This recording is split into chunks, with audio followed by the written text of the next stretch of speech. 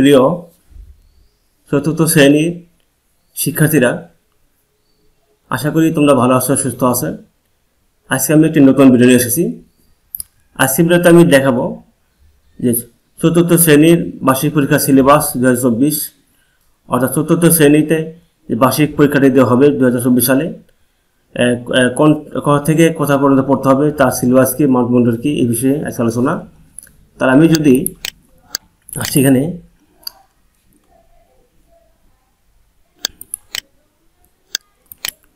বার্ষিক পরীক্ষা 2024 চতুর্থ শ্রেণীর বার্ষিক পরীক্ষা সিলেবাস, তোমরা বাংলায় 70 থেকে 106 পৃষ্ঠা পর্যন্ত পড়বে, ইংরেজি 62 থেকে 86 পর্যন্ত তোমরা পড়বে, গণিত 80 থেকে 160 পৃষ্ঠা পর্যন্ত তোমরা পড়বে, বায়বি 58 থেকে 89 পৃষ্ঠা পর্যন্ত তোমরা পড়বে, বিজ্ঞান 62 পৃষ্ঠা থেকে 111 পৃষ্ঠা পর্যন্ত তোমরা পড়বে, ইসলাম ধর্ম 68 পৃষ্ঠা থেকে তোমরা 89 পৃষ্ঠা পর্যন্ত পড়বে।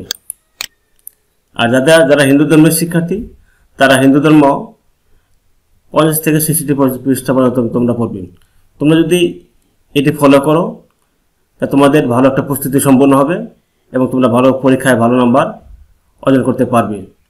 তবে লেখাবিশেষে একটু দেশি দিক হতে পারে এবং পূর্ববর্তী পরীক্ষা থেকে, অর্থাৎ পূর্ববর্তী প্রথম এবং দ্বিতীয় সাময়িক পরীক্ষায় যে প্রশ্ন, যে সিলেবাসগুলি রয়েছে, যে অধ্যায়গুলি ছিল, সেক্ষেত্রে হয়তো বা দু একটি চ্যাপ্টার পুনরাবৃত্তি হতে পারে, এতে কোনো সমস্যা নেই। তবে তোমরা যদি এই সিলেবাসটি তোমরা অনুসরণ করো, তোমরা অবশ্যই শিবজিতে প্রস্তুতি তোমরা নেও, অবশ্যই তোমরা একটি ভালো নাম্বার অর্জন করতে পারবে। তো সেক্ষেত্রে বন্ধুরা, তোমরা আবারও বলছি, তোমরা ভালো থেকো, সুস্থ থাকো, ভালোভাবে প্রস্তুতি নাও। তোমাদেরকে আবার ধন্যবাদ।